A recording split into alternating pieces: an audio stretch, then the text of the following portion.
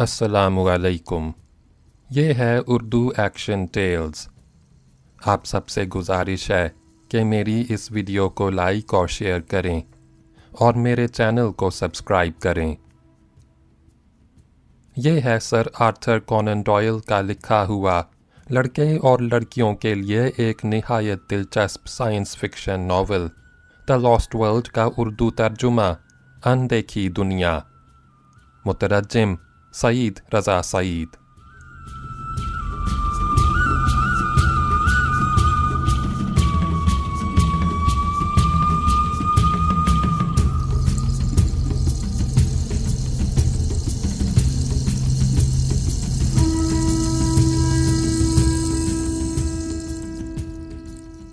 बाब नंबर 6।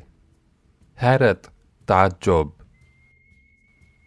हैरत, अचंभा, ताज्जुब, अजूबा, गर्ज इस किस्म के जितने अल्फाज दुनिया की ज़बानों में हैं, इन सब को इस्तेमाल करने के बाद भी मैं अपने वो महसूसात ज़ाहिर नहीं कर सकता जो इस अजीब व गरीब दुनिया को देखने के बाद पैदा हुए।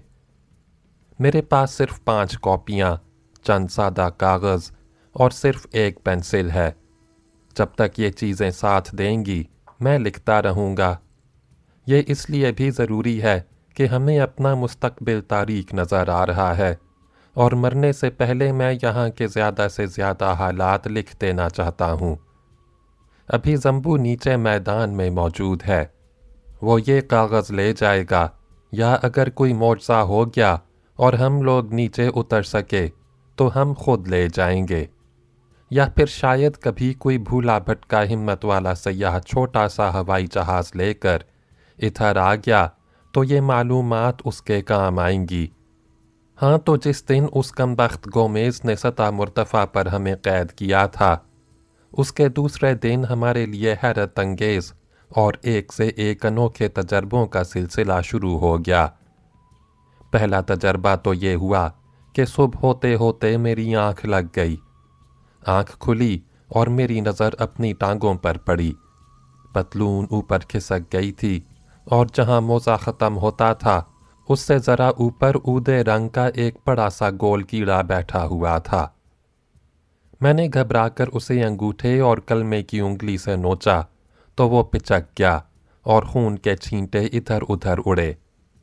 बेइख्तियार मेरे मुंह से चीख निकल गई, जिसे सुनकर चैलेंजर और स्मर्ली दोनों मेरे पास आ गए, मगर बजाय हमदर्दी करने के उन्होंने मुझे मुबारकबाद दी कि इस नई सरजमीन पर सबसे पहले मुझे किसी जानदार का निशाना बनना पड़ा। चैलेंजर ने कहा, तुम्हारा नाम साइंस की तारीख में दर्ज किया जाएगा। भाड़ में जाए तुम्हारी साइंस, मैंने जलकर कहा।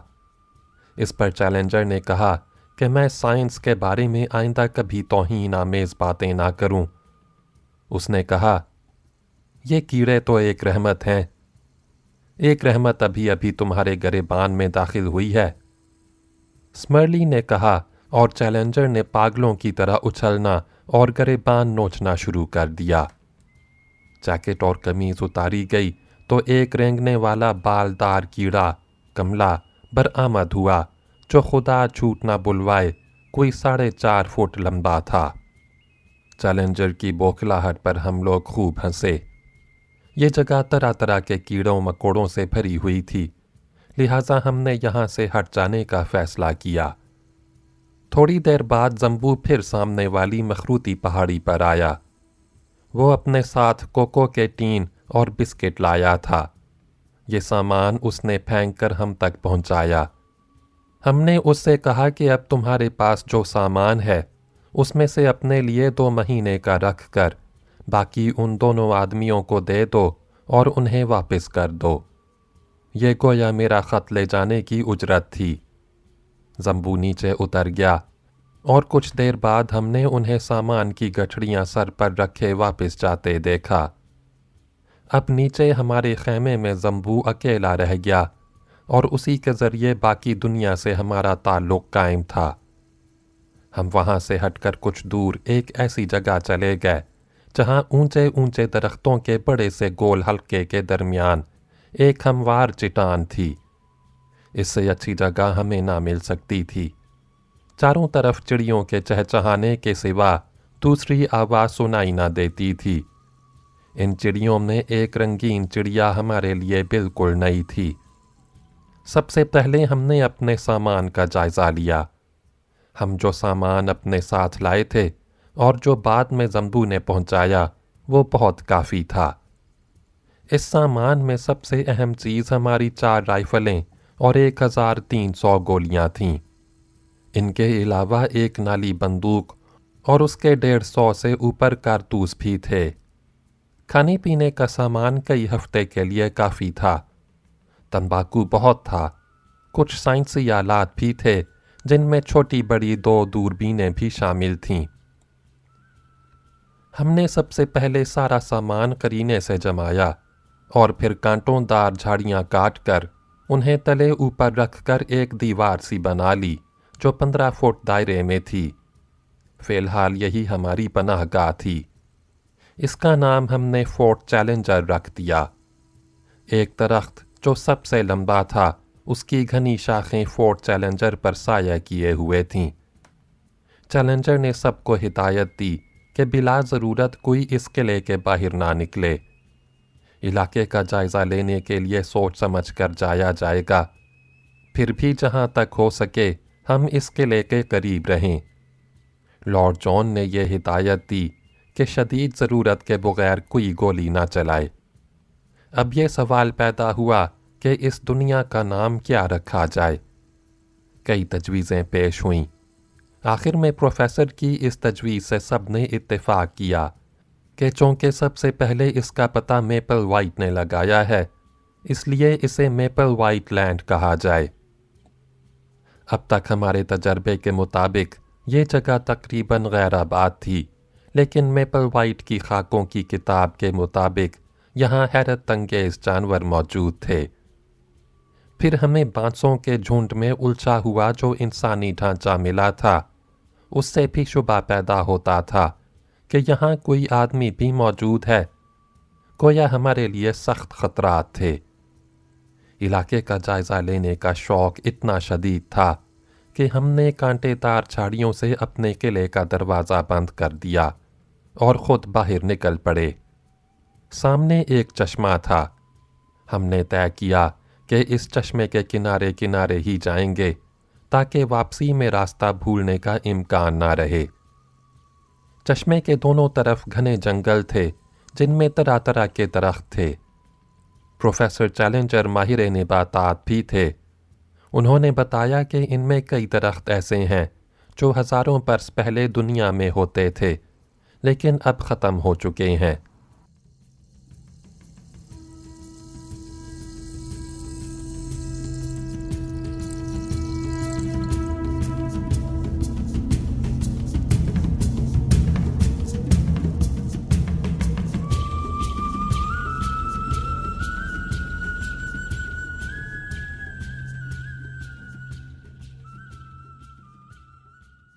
अचानक लॉर्ड जॉन की आवाज़ सुनाई दी। अरे ये देखो, ये किसी परिंदे के पैरों के निशान हैं, मगर खुदा की पनाह किस कदर बड़े हैं ये निशान। 3 उंगलियों वाले पंजों के ये निशान जो कीचड़ में बन गए थे। इनसे मालूम होता था कि परिंदे ने दलदली चश्मा पार किया था और जंगल में दाखिल हुआ था। शुतुरमुर्ग के पंजे के मुकाबले में ये पंजा 4 गुना बड़ा होगा। इसी से इसके कद का अंदाज़ा कर लो, लॉर्ड जॉन ने कहा। मगर इसके साथ छोटे निशान भी हैं, स्मर्ली ने कहा। ये निशान हल्के थे, इसलिए देर में नज़र आए। अचानक लॉर्ड जॉन ने एक निशान की तरफ इशारा करते हुए कहा, देखो ये 5 उंगलियों वाला पंजा है। उसे देखकर चैलेंजर ने चीख कर कहा, वेल्डन में जो खुदाई हुई है उसके दौरान ऐसे निशान बरामद हो चुके हैं। ये परिंदा नहीं है। फिर क्या है? लॉर्ड जॉन ने पूछा। ये एक ऐसा जानवर है जो 3 उंगलियों वाले पंजों के बल सीधा चलता है, लेकिन कभी कभी अपना 5 उंगलियों वाला पंजा भी जमीन पर टिका देता है। कोई चौपाया? जी नहीं, रेंगने वाला जानवर, डायनासोर। ये बात सुनकर हम सब सहम गए। गोया वो अजीम और हैबतनाक जानवर जो दुनिया में हजारों साल हुए ख़त्म हो चुका है, यहाँ मौजूद था। हम आगे बढ़े और कुछ दरख्तों से निकलकर झाड़ियों में आ गए। झाड़ियों के बाद एक छोटा सा मैदान था और इस मैदान में 5 अजीबोगरीब जानवर खड़े थे। हम झाड़ियों में छुपे इत्मीनान से उन्हें देखते रहे। वो मज़े से धूप सेंक रहे थे। उनमें 2 बड़े थे और 3 बच्चे। बच्चों का कद हाथी जितना था और बड़े तो इतने बड़े थे कि दुनिया में इतने बड़े किसी जानवर का तस्वुर भी नहीं किया जा सकता। उनका रंग सलेटी था और जिस्म पर धारियां पड़ी हुई थीं जो धूप में चमक रही थीं। उनकी दुम बहुत मोटी और लंबी थी और वो पिछले पैरों के बल उकड़ों बैठे हुए थे। पिछले पैरों के पंजों में 3-3 उंगलियां थीं और अगले पैरों या हाथों के पंजों में 5-5। मैं उनकी शक्ल के बारे में इतना ही बता सकता हूँ कि वो कैंगरू से मिलते जुलते थे, मगर कद में 20 फुट से ऊंचे थे और उनकी दुम मगरमच्छ की सी थी। खुदा जाने हम कितनी देर खड़े उन्हें देखते रहे। हवा उनकी तरफ से हमारी तरफ चल रही थी, इसलिए इसका ख़तरा नहीं था कि वो हमारी बू सूंघ लें। बच्चे आपस में खेल रहे थे और उछल उछल कर धमाधम गिर रहे थे। बड़े अपने अगले पंजों से दरख्तों के पत्ते तोड़ तोड़ कर खा रहे थे। एक जानवर के हाथ जब पत्ते नहीं आए तो उसने उस मजबूत दरख्त को इस तरह गिरा लिया जैसे वो कोई पौधा हो। इससे जहाँ उसकी हैरतनाक ताकत का अंदाज़ा हुआ, वहाँ ये भी मालूम हुआ कि इस जानवर में ज़रा भी अकल नहीं होती, क्योंकि वो वज़नी दरख्त उसके सर पर आ गिरा था और वो तकलीफ़ से चीख उठा था। इनके बाद चारों जानवर चले गए।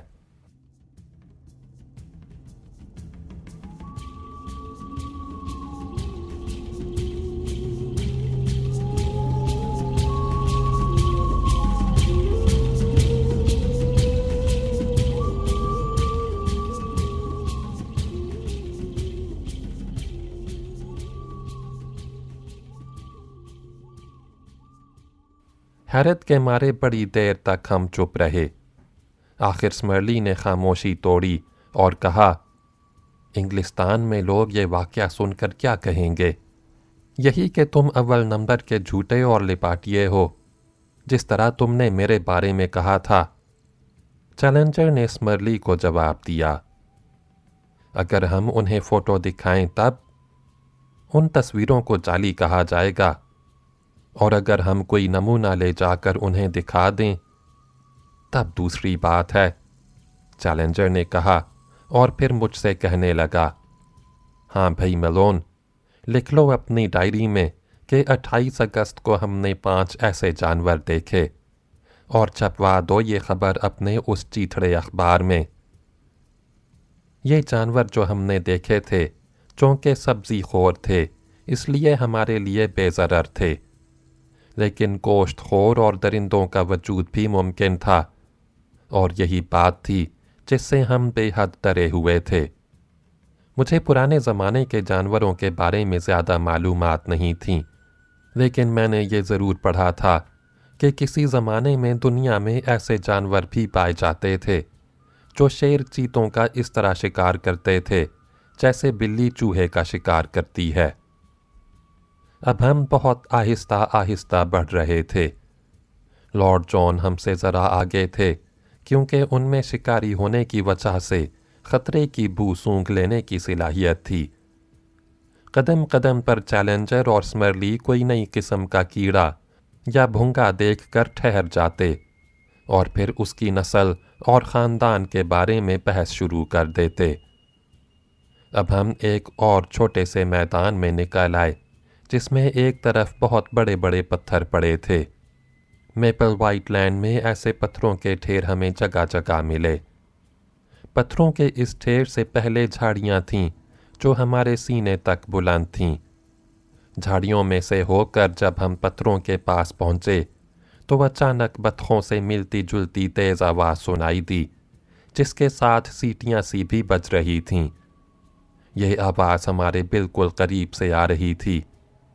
लॉर्ड जॉन ने फ़ौरन हाथ से इशारा किया, जिस पर हम खामोशी से झाड़ियों में दबक गए।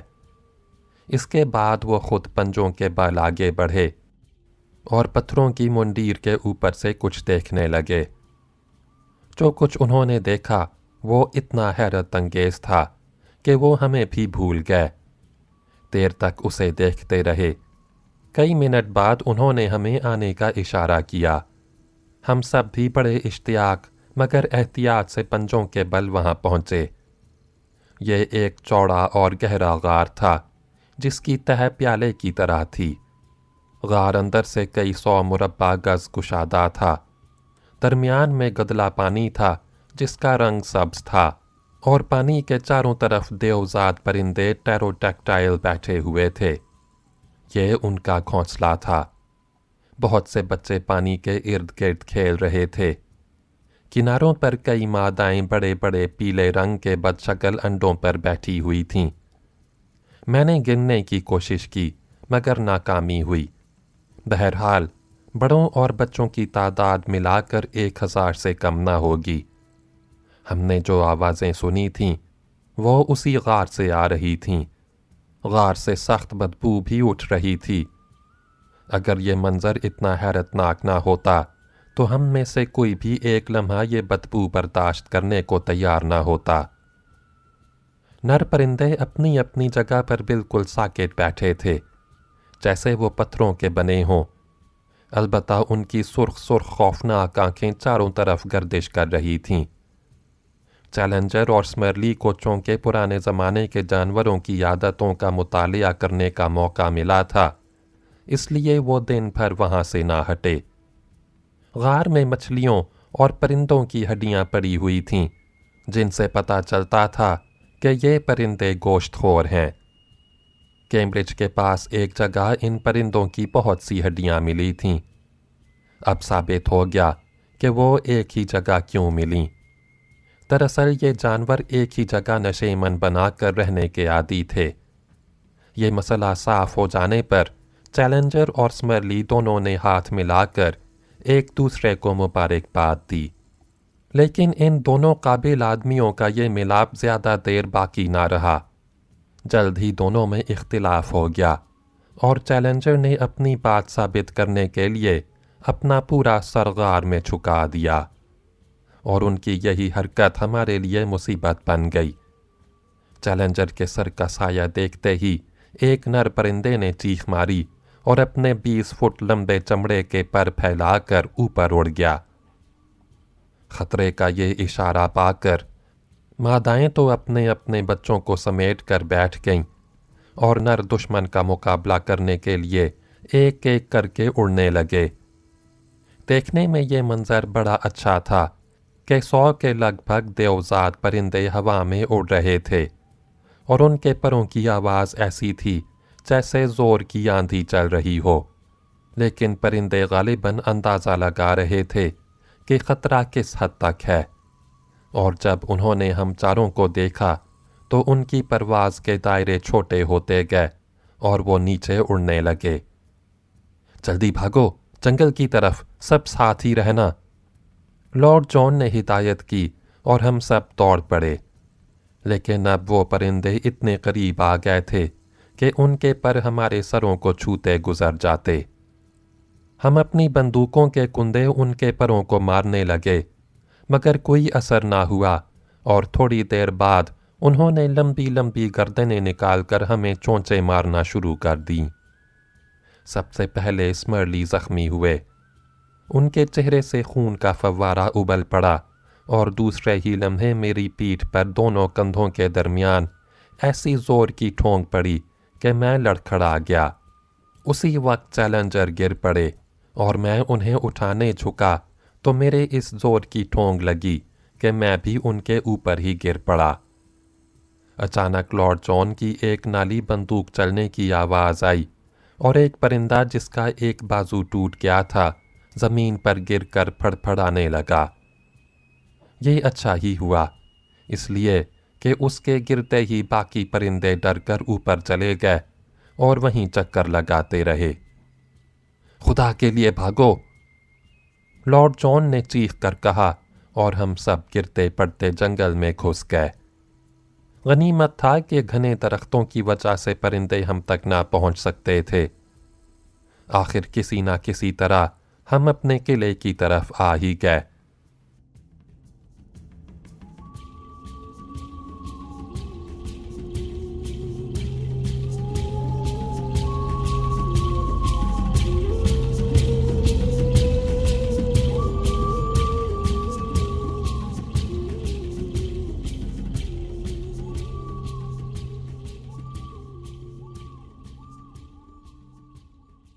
स्मर्ली की पेशानी और मेरी पीठ में गर्दन के पास जख्म आए थे। लॉर्ड जॉन का कोट कंधे पर से फट गया था और परिंदे की चोंच ने जिल्द पर हल्का सा चिरका भी लगा दिया था। लॉर्ड जॉन ने कहा, भाई माफ़ करना, मुझे गोली चलानी पड़ी, इसके सिवा कोई चारा ना था। अगर तुम गोली ना चलाते तो शायद हम जिंदा भी ना बचते, स्मर्ली ने जवाब दिया। जब हम फोर्ट चैलेंजर पहुंचे तो दरवाज़ा जैसा छोड़ गए थे वैसा ही बंद था और कांटों की झाड़ियां काट काट कर हमने जो दीवारें बनाई थीं उन्हें भी किसी ने नहीं छुआ था। इसके बावजूद हमारा सारा सामान तलपट था और सब चीज़ें बिखरी हुई थीं। हमारी गैर मौजूदगी में जो कोई भी आया था उसकी ताकत का बहरहाल हमें अंदाज़ा हो गया, इसलिए कि गोश्त का एक टीन तोड़ मरोड़ कर फेंक दिया गया था और कारतूसों की एक पेटी के तो पुरखचे उड़ा दिए गए थे। स्मर्ली और चैलेंजर तो उन देवजाद परिंदों की बनावट और आदात वगैरह के बारे में बहस में मसरूफ़ हो गए। मैं और लॉर्ड जॉन अलग लेट कर पाइप पीने लगे। लॉर्ड जॉन ने कहा, मलोन, वो गार आतिशफिशा पहाड़ का दहाना था। हाँ, उसके अंदर पानी का जो गड्ढा था उसके किनारे मिट्टी का रंग कैसा था? शायद हल्का नीला था, मैंने जवाब दिया। आतिशफिशा के दहाने में नीली मिट्टी, आतिशफिशा के दहाने में नीली मिट्टी। लॉर्ड जॉन बुड़बुड़ाते रहे और मुझे नींद आ गई। उन परिंदों के लुआब में कोई जहर था, इसलिए कि दूसरे दिन मेरे और स्मर्ली के ज़ख्मों में शदीद टीसें उठ रही थीं और बुखार चढ़ा हुआ था। चैलेंजर के घुटने पर चोट लगी थी और अब वो सूज गया था, लिहाजा हम उस रोज़ बाहर नहीं गए। लेकिन न जाने क्यों मुझे सारा दिन यही एहसास रहा कि कोई छुप छुप कर हमें देख रहा है। ये एहसास इतना शदीद था कि मैंने चैलेंजर से जिक्र किया, लेकिन उन्होंने ये कहकर टाल दिया कि बुखार में ऐसा ही लगता है। लेकिन आप यकीन कीजिए कि जूं जूं वक्त गुजरता गया मेरा ये एहसास बढ़ता गया। मैंने सोचा कि शायद ये जंगल की रूह कुरूपूरी है जिससे अमेज़न के लोगों का दम निकलता है। और फिर रात को एक ऐसा वाक़या हुआ जिसने हमें और भी डरा दिया। वो तो खुदा लॉर्ड जॉन का भला करे कि उन्होंने फोर्ट चैलेंजर की हिफाजत का बहुत अच्छा इंतज़ाम किया था। हमने सोने से पहले अलाव जला लिया था और सो रहे थे कि अचानक अजीबोगरीब चीखों की आवाज़ से हमारी आंख खुल गई। आग बुझने के करीब थी। ये आवाज़ें हमारे कैंप से सिर्फ चंद 100 गज़ के फासले से आ रही थीं और रेल के इंजन की सीटी की तरह तेज़ थीं। ऐसा लगता था कि चीखने वाला जानवर बड़ी शदीद तकलीफ़ में मुब्तला है। मेरे तो ठंडे पसीने छूट गए और मेरा ख्याल है कि मेरे साथियों की भी यही हालत थी। और फिर इन चीखों के साथ किसी और जानवर के गुर्राने की आवाज़ आई। पहले जानवर ने एक खौफनाक चीख मारी जो अचानक ख़त्म हो गई, जैसे गले में घुट कर रह गई हो, और फिर बिल्कुल खामोशी छा गई। हम इसके बाद भी कई मिनट गुमसुम बैठे रहे। बड़ी देर के बाद मैंने कहा, ये क्या था? सुबह चलकर देखेंगे, लॉर्ड जॉन ने जवाब दिया। इस पर चैलेंजर ने कहा, यह सारा हंगामा ये था कि एक जानवर ने दूसरे का शिकार किया है। जंगलों में हमेशा ये होता आया है और आज भी होता है।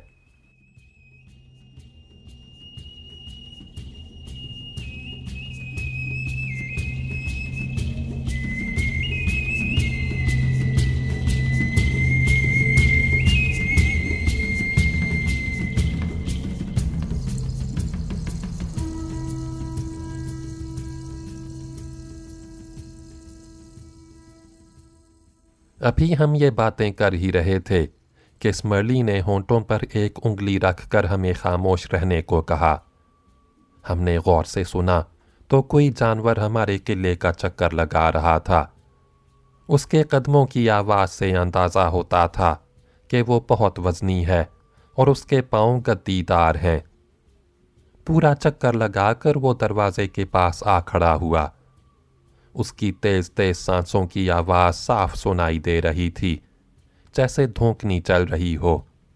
उसके और हमारे दरमियान कांटोंदार झाड़ियों की एक दीवार थी जिसे वो आसानी से रोंद सकता था। हमने बंदूकें संभाल लीं और झाड़ियों में से झांक कर देखा तो अंधेरे में जानवर का बड़ा ह्योला नजर आया। दो बड़ी बड़ी सब्ज रंग की आंखें चमक रही थीं। अचानक झाड़ियों में कुछ आवाज़ हुई, जैसे वो एक पैर से उन्हें टटोल रहा हो। ये शायद कूद कर अंदर आएगा, मैंने कहा और निशाना लेने लगा, मगर लॉर्ड जॉन ने ये कहकर मुझे रोक दिया। रात के सन्नाटे में गोली की आवाज़ बहुत दूर तक सुनाई देगी, और अगर ये कूद कर अंदर आ गया तो? स्मर्ली ने घबरा कर कहा, जिस पर लॉर्ड जॉन ने हमेशा खामोश रहने का इशारा किया और ख़ुद अलाव में से एक सुलगती हुई बड़ी सी लकड़ी उठा ली। इसके बाद अचानक दरवाज़ा खोलकर उन्होंने जानवर के मुंह पर वार किया। उसका मुंह मेंढक जैसा था और खाल पर तेंदुए की तरह के निशान थे। सुलगती हुई लकड़ी मुंह पर पड़ते ही वो भाग खड़ा हुआ। झाड़ियों के रोंदे जाने की आवाज़ देर तक आती रही। लॉर्ड जॉन ने हंसते हुए वो लकड़ी वापस अलाव में डाल दी। हम सब उनकी इस जुर्रत पर आश्चर्य कर उठे। वाकई वो सच्चे शिकारी थे। इधर फिर चैलेंजर और स्मर्ली में ज़ोरदार बहस शुरू हो गई कि ये जानवर हैवानों की किस नस्ल, किस ख़ानदान और किस कबीले से ताल्लुक़ रखता था। करीब था कि ये बात बढ़ जाती कि लॉर्ड जॉन ने ये कहकर बीच बचाव करा दिया, आइंदा सब एक साथ नहीं सोएंगे, बारी बारी एक एक आदमी 2-2 घंटे पहरा दिया करेगा।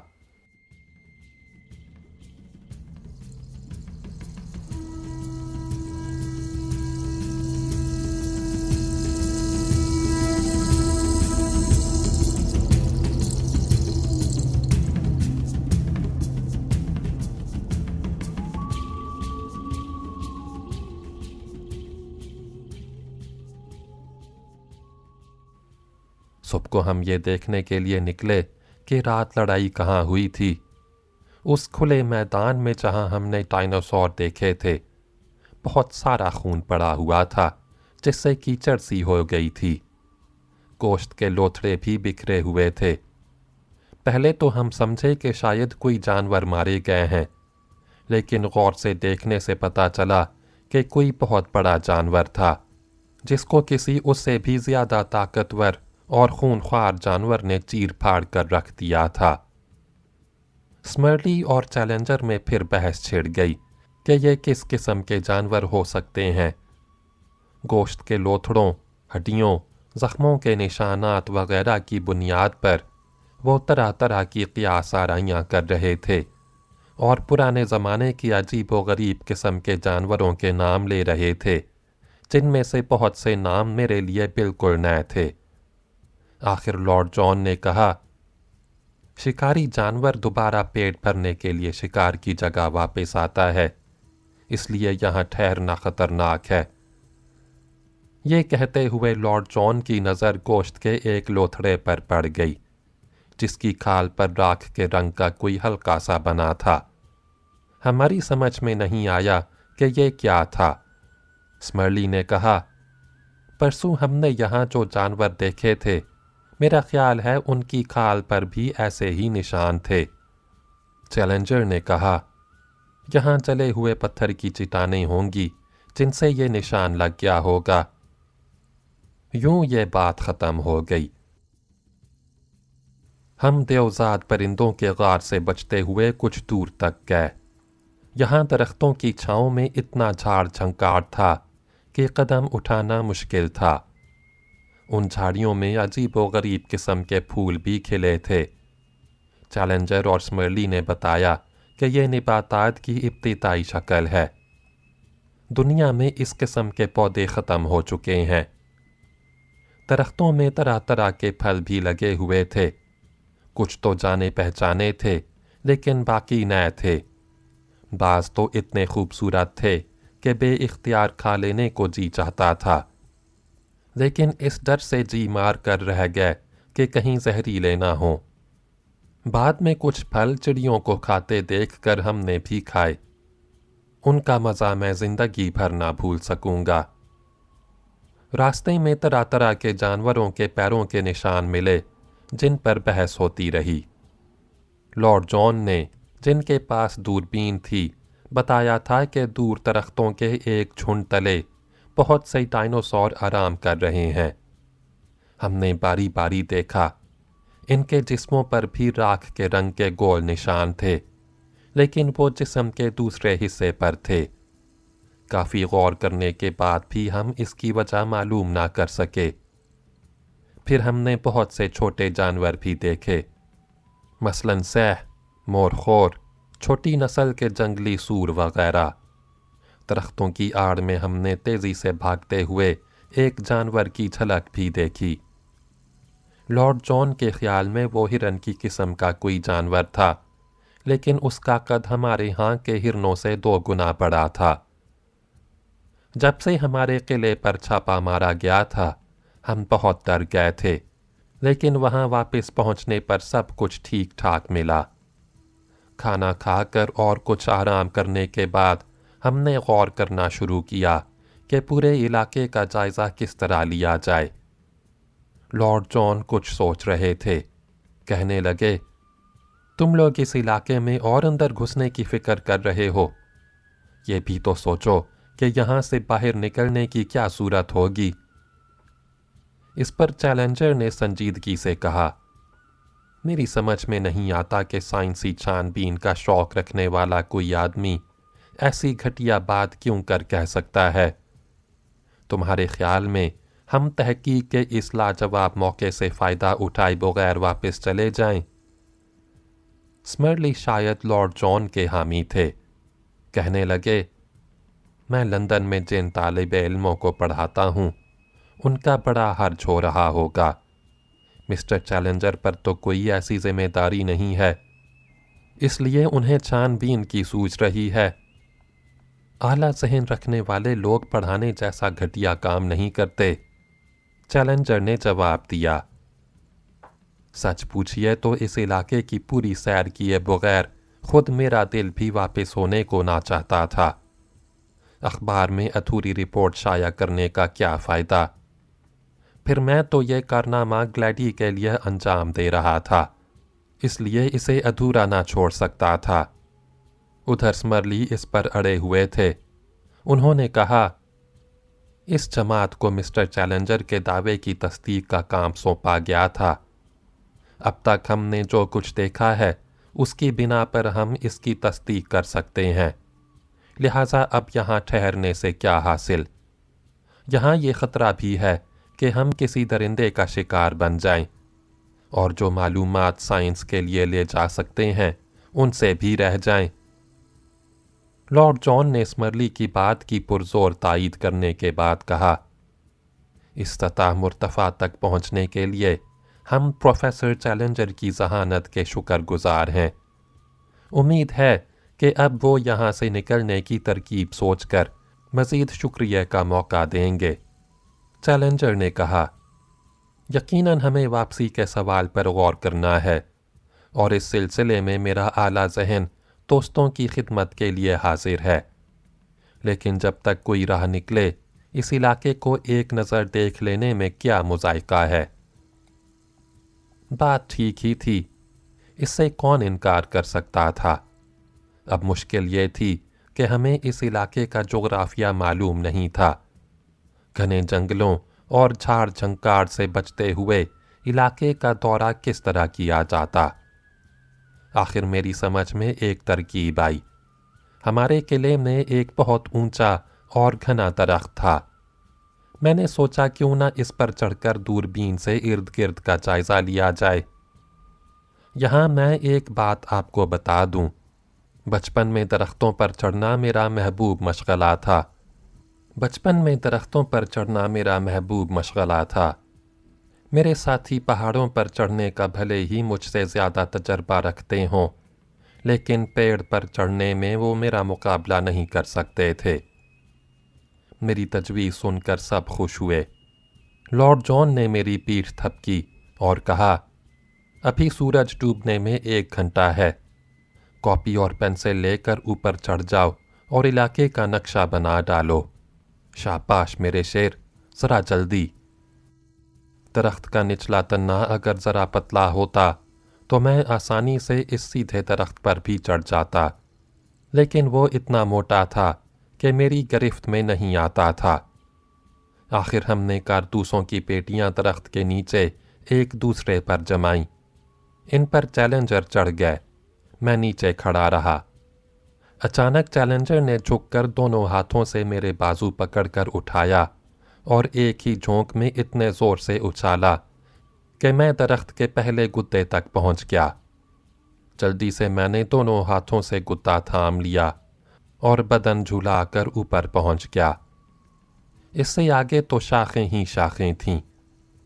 मैं बड़ी तेज़ी से ऊपर चढ़ता चला गया। मोटी मोटी बेलें दरख्त से लिपटी हुई थीं, उनसे भी बड़ा सहारा मिल रहा था। नीचे से चैलेंजर की आवाज़ अब बहुत मध्यम सुनाई दे रही थी। मैंने झुक कर देखा, घने पत्तों की वजह से कुछ भी दिखाई ना दे रहा था। ऊपर देखा तो दरख्त अभी बहुत ऊंचा था। मैं फिर चढ़ने लगा और फिर एक बार जब मैंने घने पत्तों वाली एक पतली शाख अपने सामने से हटाई तो बस ये समझिए कि मारे डर के गिरते गिरते बचा। मुझे सिर्फ 2 फुट के फासले पर एक चेहरा दिखाई दिया था। यह एक इंसानी चेहरा था। किसी बंदर का चेहरा इंसान से इतना मिलता जुलता नहीं हो सकता था। सफ़ेद रंग के लबूतरे चेहरे पर कसरत से मुहासे थे। नाक चिपटी थी और जबड़ा ज़रा आगे को निकला हुआ था।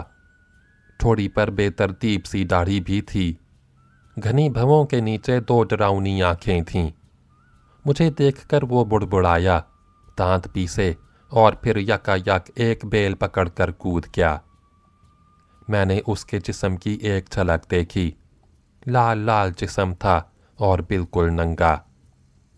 इसके भागने से कई शाखें टूटीं, जिनकी आवाज़ नीचे भी गई होगी। इसलिए लॉर्ड जॉन ने नीचे से चिल्लाकर पूछा, क्या हुआ, खैरियत तो है? आपने उसे देखा? मैंने चीख कर कहा। अभी तक मेरे जिस्म में थरथरी थी और दिल बुरी तरह धड़क रहा था। हमें ऐसा लगा जैसे तुम्हारा पैर फिसल गया हो। लॉर्ड जॉन की आवाज़ आई।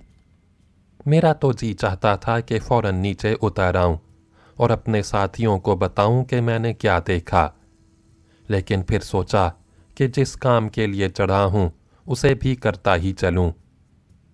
मैंने अपने औसान ठीक किए और फिर ऊपर चढ़ने लगा। जल्द ही सबसे ऊंची टहनी पर पहुंच गया जो मेरे बोझ से झुकी जा रही थी। यहाँ बड़ी तेज हवा थी, जिससे अंदाज़ा हुआ कि ये पेड़ आसपास के तमाम दरख्तों से ऊंचा है। मैंने अपने सामने की पतली पतली शाखें तोड़ डालीं, जिनके पत्तों ने मुझे ढक रखा था। इसके बाद सामने नज़र डाली।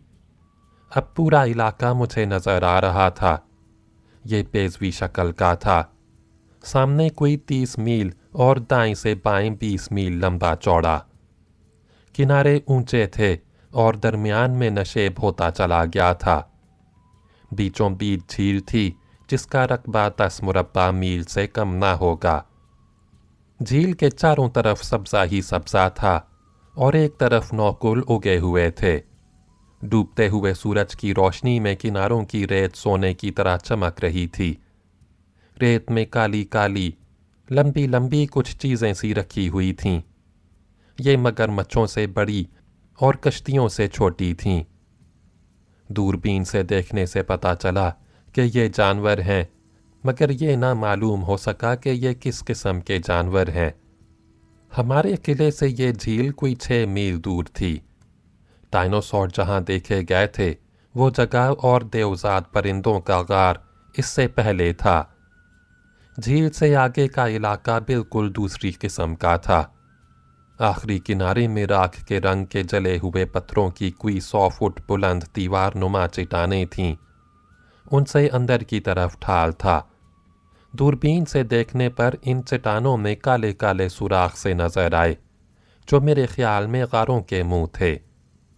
एक गार के आगे कोई सफ़ेद सफ़ेद सी चीज़ हरकत कर रही थी, लेकिन मेरी समझ में ना आ सका कि वो क्या चीज़ थी। जो कुछ मुझे नज़र आया मैं इसका नक्शा बनाता गया, जहाँ तक कि इतना अंधेरा हो गया कि साफ नज़र नहीं आता था। चुनांचे मैं उतरने लगा। जी चाहता था कि एक ही जस्त में नीचे पहुँच जाऊँ। जब नीचे उतरा तो सब ने मुझसे हाथ मिलाया और मैंने नक्शा देने से पहले उन्हें बताया कि दरख्त पर मुझे एक बनमानस मिला था।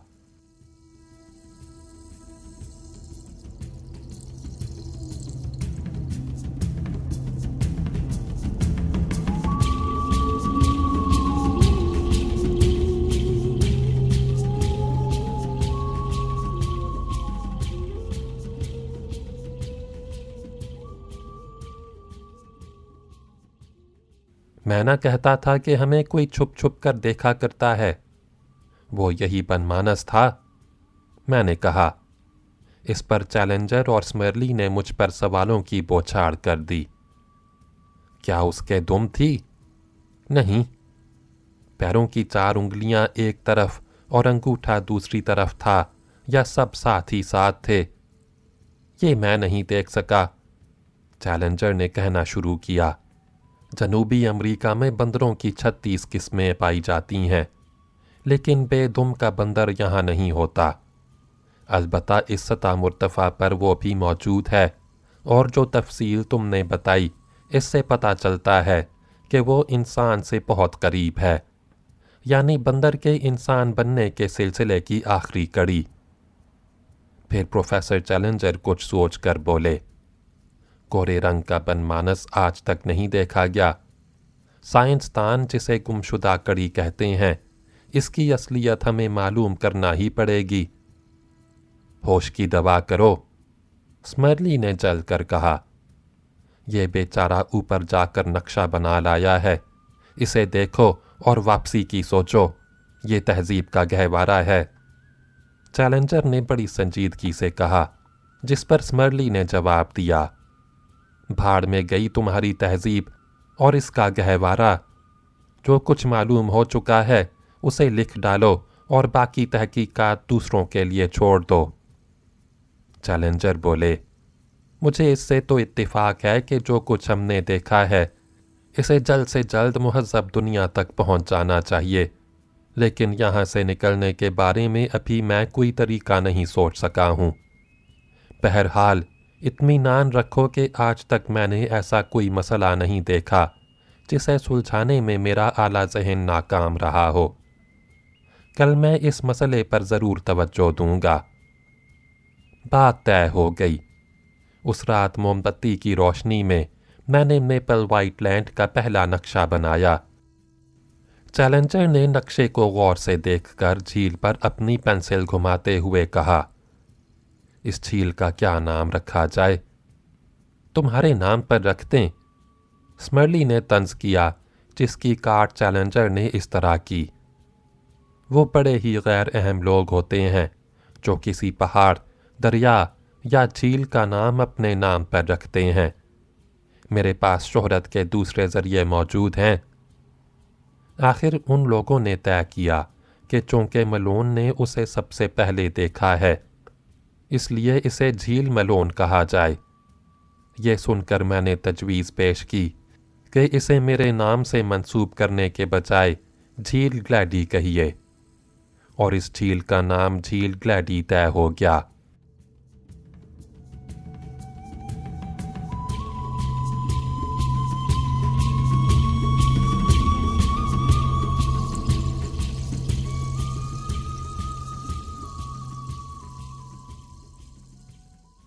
बाब नंबर 7, कैंप पर हमला, अगली वीडियो में सुने।